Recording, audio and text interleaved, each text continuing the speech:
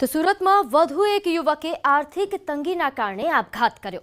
પાંડેસરાના દક્ષેશ્વર નગરમાં 25 વર્ષીય યુવકે આપઘાત કર્યો। યુવકે પોતાના જ ઘરમાં ગળે ફાંસો ખાઈ આપઘાત કર્યો। વિશાલ નરવાડે નામના યુવકની મંદીના કારણે નોકરી છૂટી ગઈ હતી। યુવક છેલ્લા 5 મહિનાથી નોકરીની શોધમાં હતો। યુવકને નોકરી ન મળતા બેરોજગાર હોવાથી જીવન ટૂંકાવ્યું। આપઘાતને લઈ પાંડેસરા પોલીસે કાર્યવાહી હાથ ધરી। आर्थिक तंगी थी ने काम धंधा 6 महीना थी घरे हतो। एना पप्पा ने कैंसर भी थयो छो। दवाखानो खर्चो बहुत थई गयो हतो એટલે લોન લીધેલી હતી। લોનवाला भी हैरान करता था એને વારે ઘડી એમાં ઘરમાં કચકચ થતી હતી તો એને નોકરી મળતી ન હતી। એના હિસાબે એ લોકોનો ઝઘડો થયો એ પછી બાએ સુસાઇડ કર્યું છે।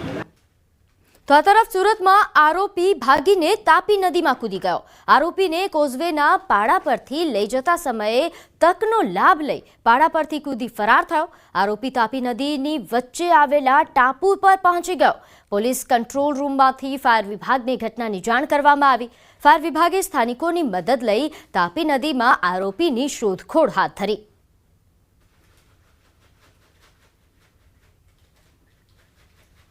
રાજ્યમાં ગઈકાલે પણ આપઘાતની અનેક ઘટનાઓ સામે આવી, જેમાં મોડેલ, રત્ન કલાકાર તેમજ પોલીસ જવાને આપઘાત કરતા ખળભળાટ મચી ગયો।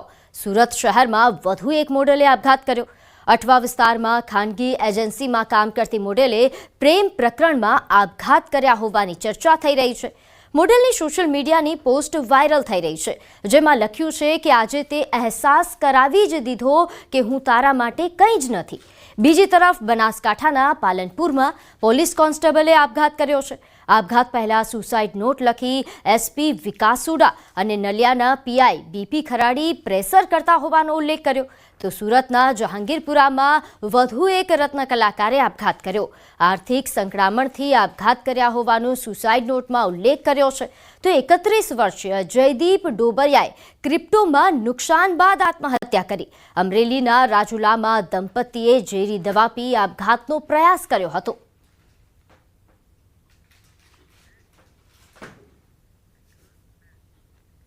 આગળ વાત રાષ્ટ્રપતિ ડોનાલ્ડ ટ્રમ્પ દ્વારા નેશનલ ગાર્ડ તૈનાત કર્યા બાદ લોસ એન્જલસમાં વિરોધ પ્રદર્શનો વધુ તીવ્ર બન્યા છે। અમેરિકાના લોસ એન્જલસમાં હિંસક વિરોધ પ્રદર્શન થઈ રહ્યા છે। પ્રદર્શનકારીઓએ પોલીસ પર ફટાકડા અને પથ્થરમારો કર્યો છે। ટ્રમ્પે 2000 નેશનલ ગાર્ડ મોકલ્યા છે। ગેરકાયદેસર ઇમિગ્રન્ટ સામે કાર્યવાહીનો વિરોધ કરવામાં આવી રહ્યો છે। અત્યાર સુધી 118 લોકોની ધરપકડ કરવામાં આવી છે।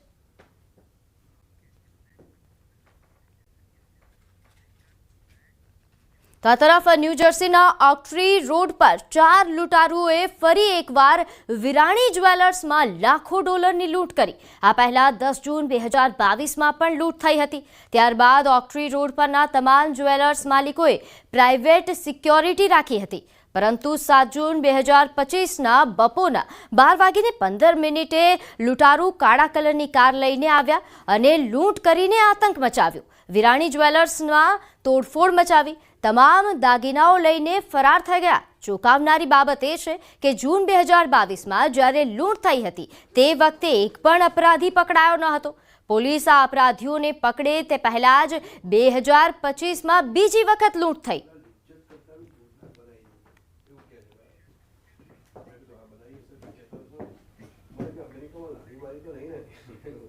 તો આગળ વાત સ્કૂલ ચલે હમ।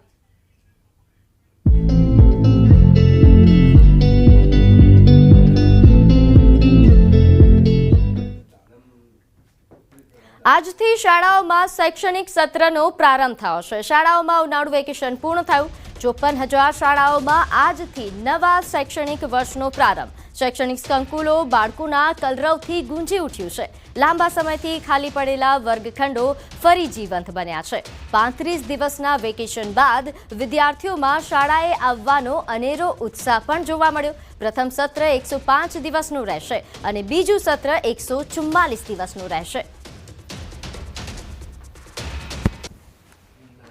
આજે મારો ટેન્થનો પહેલો દિવસ છે. મને એવી શિક્ષણ બહુ સારું છે એટલે મને એવી આશા છે કે હું પણ આ 10thમાં રેન્ક કરીશ અને સારા માર્ક લાવીશ. ઉનાળાના વેકેશન બાદ ફરી અભ્યાસ શરૂ થયો છે, પણ પહેલાં ડર લાગતો હતો, પણ શિક્ષકોના પ્રોત્સાહનથી ને એમના બધાથી અમને અંદરથી થયું છે કે ના, અમે પણ કરી શકીશું, મહેનત કરીશું અમે પણ. આજે મારો પહેલો દિવસ છે. ઉનાળાના વેકેશન પછી સ્કૂલના પહેલા દિવસે આમ થોડું નર્વસ થઈ જવાય, પણ પાછળના રેન્કર્સને બધું જોઈને કે થાય છે અને શિક્ષણ સ્કૂલનું જોઈને કે ના, આ વખતે 10thમાં રેન્ક તો આવી જ જશે. અને ઉનાળાના વેકેશનમાં છે ને મસ્તી બી કરીને એમ મામાના ઘરે ને એકદમ મજા આવી, પણ જોડે જોડે એવું બી ટેન્શન હતું કે 10મામાં શું થશે, એમ પણ કરી લઈશું અમે અને રેન્ક આવશે.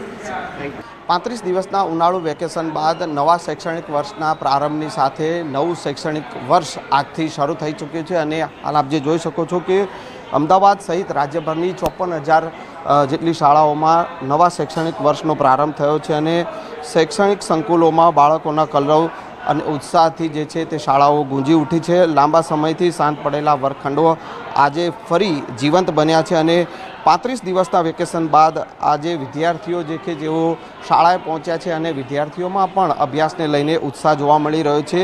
પ્રથમ સત્રની જો વાત કરવામાં આવે તો 105 દિવસનું પ્રથમ સત્ર રહેશે અને બીજું જે શૈક્ષણિક વર્ષનું બીજું સત્ર જે છે તે 144 દિવસનું રહેશે. અને દિવાળી વેકેશનની જો વાત કરીએ તો દિવાળી વેકેશન 21 દિવસનું રહે છે, જ્યારે ઉનાળુ વેકેશન 35 દિવસનું રહે છે અને નવું શૈક્ષણિક વર્ષ જે શરૂ થયું છે અને તેને લઈને વિદ્યાર્થીઓમાં પણ અત્યારે જે છે તે ઉત્સાહ જોવા મળી રહ્યો છે.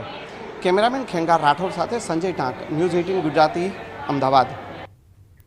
તો આગળ વાત જૂનાગઢની. અહીં આમ આદમી પાર્ટીના ઉમેદવાર પર હુમલાનો આરોપ. આમ આદમી પાર્ટીના ઉમેદવાર ગોપાલ ઇટાલિયાના આરોપ છે.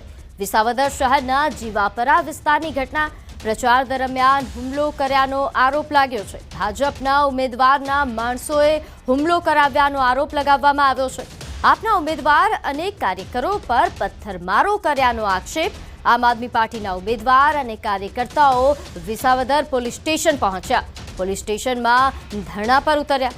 વિસાવદર પોલીસને રજૂઆત કરી તો બીજી તરફ આમ આદમી પાર્ટીના ઉમેદવાર જગદીશ ચાવડાની પ્રતિક્રિયા સામે આવી છે. તેમણે ભાજપ પર જ આરોપો લગાવ્યા હતા. ભાજપના ઉમેદવાર કિરીટ પટેલના ખાસ સમર્થક અને ભાજપના કોર્પોરેટરના ભાઈ નાસિર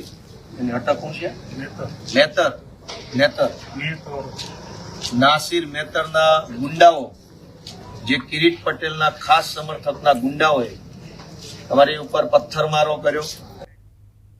તો સમાચારોમાં હાલ બસ આટલું જ. આપ જોતા રહો ન્યૂઝ 18 ગુજરાતી. નમસ્કાર.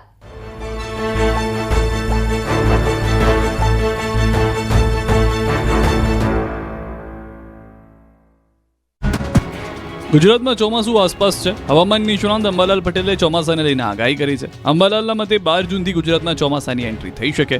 વલસાડ, સુરતમાંથી ચોમાસાની એન્ટ્રી થઈ શકે. 22 જૂન સુધીમાં મોટાભાગમાં ચોમાસું આવી જશે. કેટલાક વિસ્તારોમાં અતિભારે વરસાદ થઈ શકે છે.